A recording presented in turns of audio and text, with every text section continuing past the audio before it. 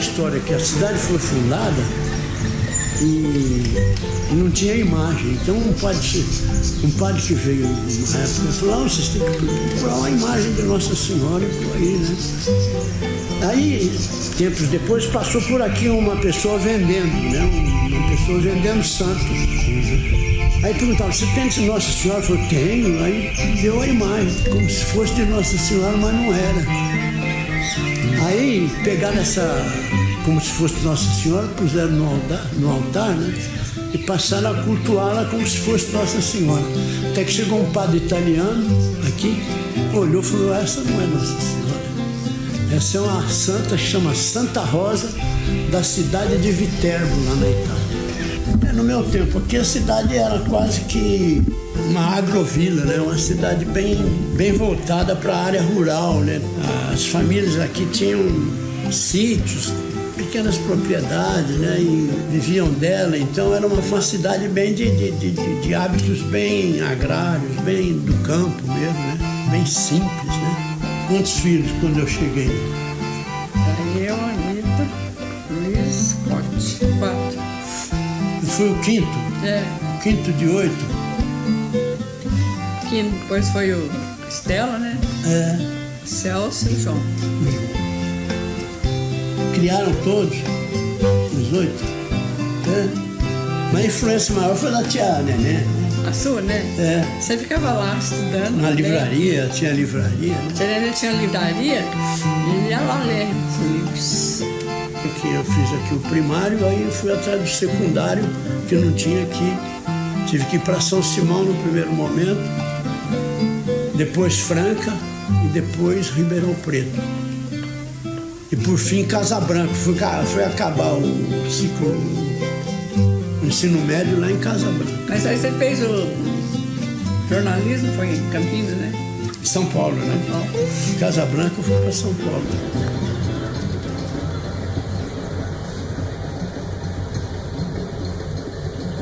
Pois é, não cheguei a me formar. No penúltimo ano, né, da escola, o centro acadêmico entendeu de fazer uma greve para melhorar o ensino e a proposta era substituir todos os professores. Olha que greve. Quando terminou a greve, a diretoria me chamou e outros 3 colegas. E a diretoria disse que não ia nos expulsar da escola porque estava no fim do ano, mas não ia aceitar a nossa matrícula do ano seguinte. Então a gente recebeu uma expulsão prévia, né? Ficamos sem o último ano da escola e sem a possibilidade de formar. E estando na escola, você vivia aquele ambiente de falar de jornal, de jornalista, né? Acabou que circulou lá que a Rádio Bandeirantes estava precisando de um redator de notícias no horário da meia-noite às 6 da manhã. E eu fui chamado pela Folha de São Paulo. Aí comecei minha carreira mesmo, assim, profissional para valer, a partir da Folha, né? A realidade começou no ano de 1966. Tinha governo militar, mas não era ditadura ainda. A realidade era uma revista de reportagens, né? Então, quando se fazia a reunião de pauta, procurava-se buscar assuntos diferentes na mesma revista, diversos, né? E o assunto mais importante do mundo naquela época era a Guerra do Vietnã. Precisava ter um olhar brasileiro da Guerra do Vietnã, então decidiu que ia mandar um seu repórter para a Guerra do Vietnã. O Paulo Patarra me convidou uma tarde e falou: o que você acha? Falou: olha, eu quero 24 horas para pensar. Na verdade, eu queria 24 horas para falar com a minha mulher, né, com a Maria Cecília, porque eu era casado, tinha uma filha já. E, sabe, ir para a guerra não era uma brincadeira, era uma empreitada, assim, que afetava a família toda, né? Eu me lembro que eu fui falar com a Cecília no dia seguinte, ela falou: olha, é uma loucura, não vá. E eu fui.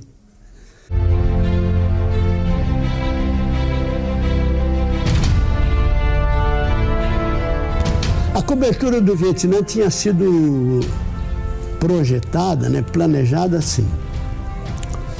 Eu ia para Saigon para ver como que era a guerra numa capital, né, do ponto de vista do civil, das pessoas da cidade, porque a guerra estava correndo lá e a cidade funcionando, as escolas abertas, os restaurantes abertos, os armazéns, as lojas funcionando, o comércio funcionando, né? Como é que é uma capital de um país funcionando com o país em guerra? E iria por fronte, depois desse período inicial na capital, iria no fronte para ficar 20 dias no fronte. Mas quando chegou assim no dia 18, o Shimamoto, o Kei Shimamoto, que era o fotógrafo japonês que estava comigo, ele disse assim: olha, Zé Hamilton, eu vi bem a sua revista, os exemplares que você me deu, eu dei uma examinada e vi que eu já tenho um material muito bom para a revista, para as páginas internas da revista. Mas eu ainda não tenho um momento dramático, a foto da capa. De tal maneira que no dia 19 a gente possa participar de 2 patrulhas aéreas, né, que são muito fotogênicas. E a outra era a volta à chamada Aldeia Sem Alegria. A inteligência americana dizia que esse pessoal estava dando apoio para os comunistas, para o Vietcong. Então a companhia que eu estava recebeu a missão de ir lá nessa aldeia e fazer uma verificação, né, casa por casa, em busca de armas, de munição e de comida. Porque se tivesse muita comida, é sinal que estava alimentando gente de fora, né? E quando não demorou muito, começou a haver as explosões, né, pegando aqueles soldados que estavam mais na frente. Tinha hora que essa formação se desorganizava, né, porque um dos componentes da vanguarda tinha sido atingido, ou porque, como aconteceu comigo e com o soldado que estava do meu lado, a gente correu para atender um ferido, um sujeito que tinha sido atingido por uma mina e que estava chorando de dor e que não tinha quem o atendesse, porque o médico e os enfermeiros estavam cuidando de outros feridos, né? E o soldado que estava do meu lado me convidou: vamos lá, vamos dar um apoio para ele lá, né? Nem que fosse passar a mão na cabeça, e ter um calor humano ali do lado dele. A gente não podia fazer nada em relação ao ferimento, mas estava do lado. E a gente foi na direção desse soldado e a nossa caminhada terminou com uma explosão na nossa frente, né? Que a primeira impressão que eu tive que tinha sido em cima do soldado, que ele ia um pouco na minha frente e eu um pouco atrás. Então eu tive a impressão que a explosão tinha sido sobre ele. Tanto que eu gritava: Henry, ele se chamava Henry, cadê você? E o mundo tinha acabado numa fumaça preta e eu não enxergava nada, né? Então, mas à medida que a fumaça se esgarçou assim, né, eu vi o Henry olhando na minha direção com os olhos esbugalhados, né, redondos assim. Eu vi o fotógrafo Shimamoto. Ele estava chorando, mas tinha conseguido a foto da capa. Nesse meio tempo a coisa começou a doer e quando o enfermeiro chegou perto de mim, que até eu conhecia, já tinha conversado com ele lá, e ele disse: você também, você também. Aí ele sacou do seu cinturão, né, sacou a ampola de morfina e aplicou na minha perna. Nesse momento eu apaguei, eu perdi a consciência e fui recuperar a consciência. Já estava no helicóptero a caminho do hospital. Então tinham me posto numa maca dentro do helicóptero, né, de barriga para cima, amarrado na maca, com a cabeça também amarrada, para mim tentar me levantar durante o voo, né? Mas o barulho do helicóptero, aquele barulho regular do helicóptero navegando, né? E seguramente o efeito da morfina me deu uma sensação de barato. E eu fui fazer uma análise do que tinha acontecido comigo. O que tinha acontecido? Eu estava confuso. O que aconteceu? Aí me puseram me pegaram também na própria máquina, tiraram a máquina do helicóptero e com ela foram correndo em direção ao hospital, né? Quando chegou na porta do hospital, um outro enfermeiro me esperando lá com outra agulha de injeção. Deu injeção e eu apaguei de novo. E só fui acordar, já estava no quarto, depois de uma cirurgia, de várias que depois eu sofreria lá, né? Mas depois de uma cirurgia, mas já cuidado, já limpo e tal, já de roupa nova, aquela roupa de hospital, né? E aí foi começar a cair a ficha do que tinha acontecido, né? Pois é, eu fiquei no hospital do Vietnã até que tivesse condições de viajar, né? E quando tive condições, então, fiz essa viagem para os Estados Unidos via Japão, onde eu acabei ficando mais cerca de 3 meses até poder circular com a perna mecânica, né? E já treinado e tal. Eu até continuava na Editora Abril, sabe? Eu podia ter continuado lá, assim, mesmo sem espaço para trabalhar, podia ter continuado, mas surgiram convites para trabalhar em Jornal do Interior, fazer reforma do Jornal do Interior, tanto do ponto de vista editorial quanto do ponto de vista tecnológico, né? E essa reforma que eu fui fazer primeiro em Ribeirão Preto, depois em Rio Preto, depois em Campinas, nesse período de censura à imprensa, onde não podia trabalhar como repórter investigativo, né? Foi a implantação do computador nas redações, sabe? Então, até então, nos jornais do interior, mesmo em Campinas, aqui perto de São Paulo, os jornais eram feitos com a tecnologia do século XIX, no sistema de tipográfico, por prensagem, né? Por prensagem. Então se colocava a folha de papel na máquina e a máquina prensava os tipos que eram compostos, né, por aquela máquina. O resultado dessa experiência em Ribeirão Preto, naturalmente, se ecoou de alguma maneira, né? E aí foi procurado por um grupo de Rio Preto que queria fazer a mesma coisa em Rio Preto. Os jornais também eram feitos com a tecnologia do século XIX e um deles queria passar para o século XX, né, no mesmo processo que a gente fez em Ribeirão. E em Campinas também se deu o mesmo fenômeno. Tinha um jornal lá com 100 e tantos anos já.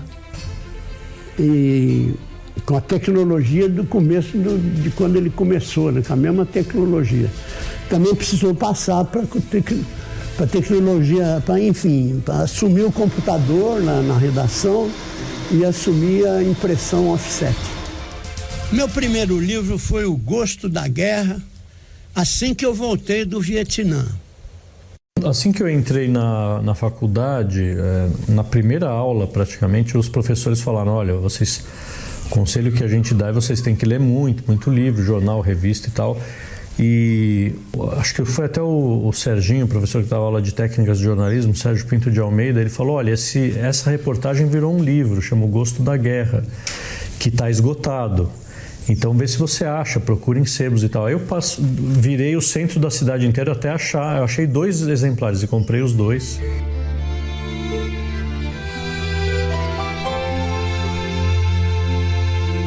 E depois vários outros. Agora, por último, um livro chamado Música Caipira, as 270 maiores modas. Eu gosto do Pantanal, Amor Bagual, eu acho muito bonitinho. Eu acho bem interessante, eu acho que é um livro que... o Pantanal também é uma coisa que é um assunto que ele tem com a gente muito, né? Porque ele vai para o Pantanal há tantos mil anos. E o O livro é um livro que você lê assim, né? Ele tem um alto poder de combustão. Eu gosto muito. E eu tive que ler na escola, por exemplo. O Zé Hamilton Ribeiro foi uma grande expressão, é ainda uma grande expressão do jornalismo literário. Mas ele é, acima de tudo, um grande repórter.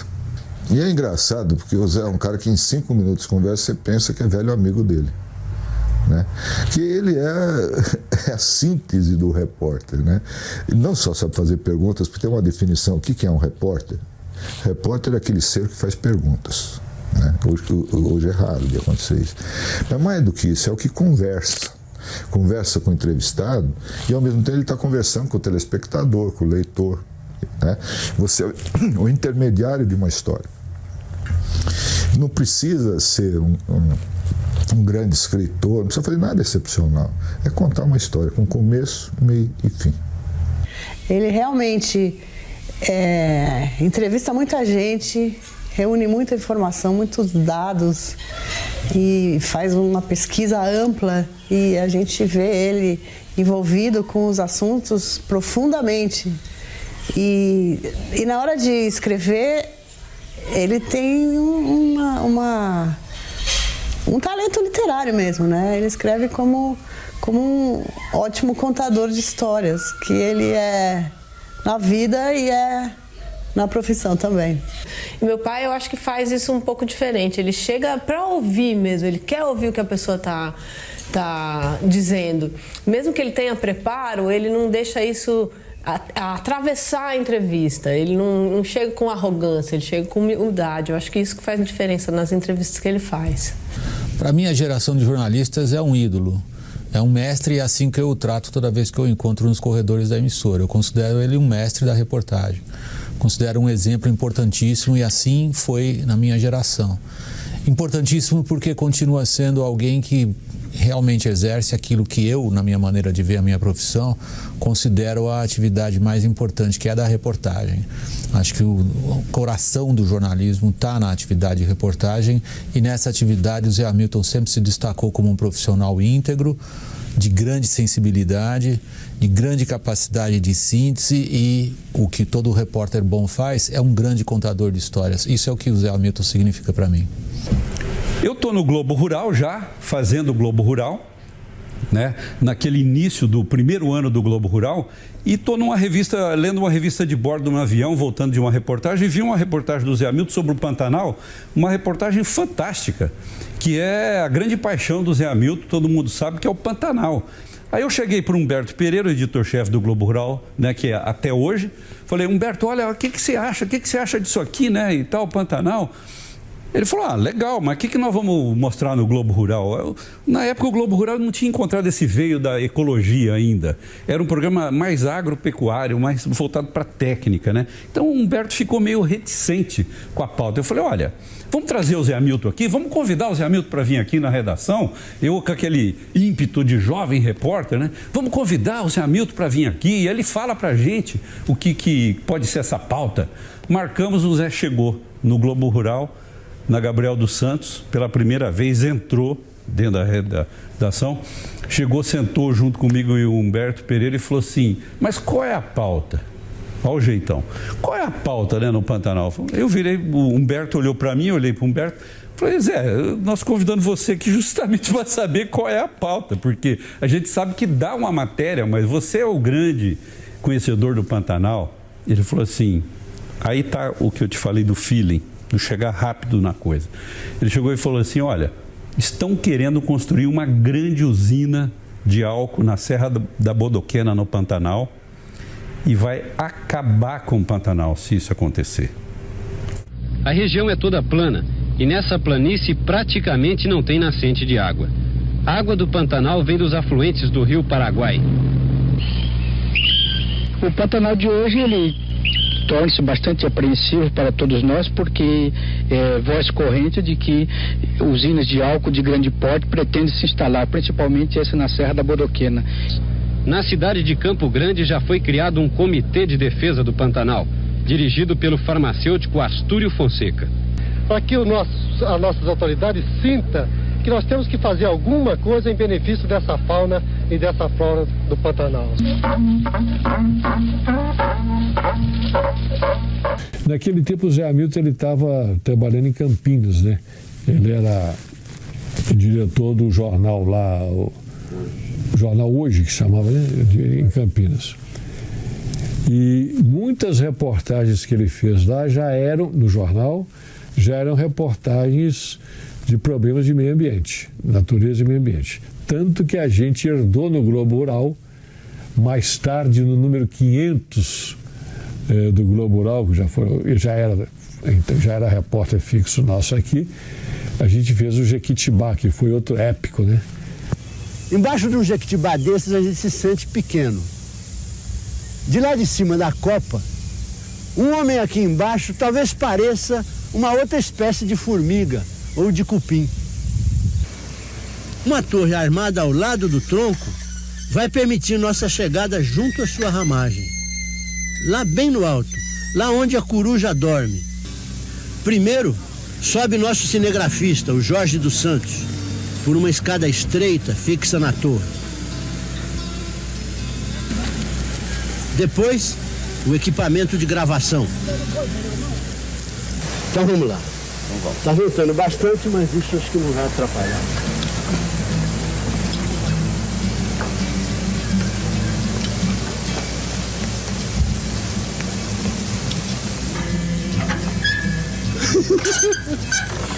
Pelo amor de Deus.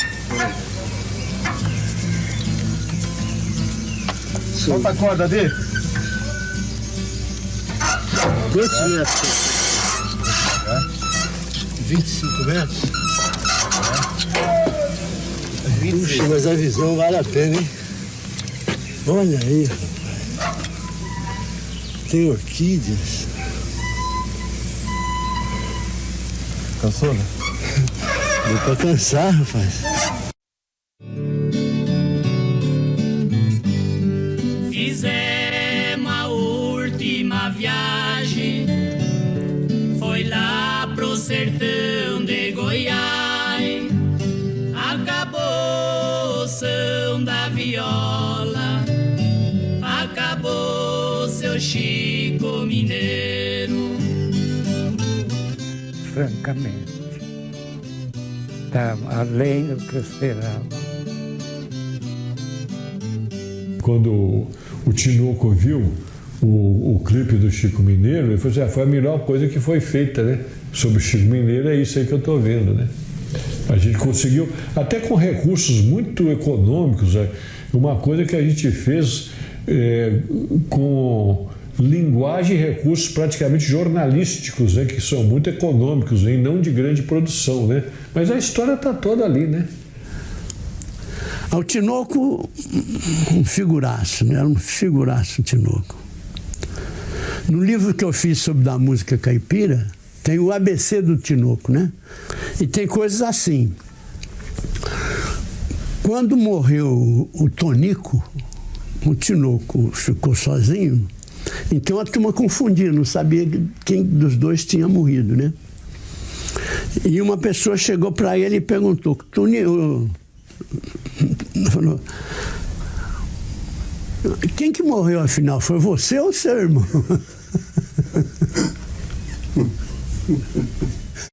Já fui cantador perito. Catira é uma festa roceira que já foi muito forte no Brasil.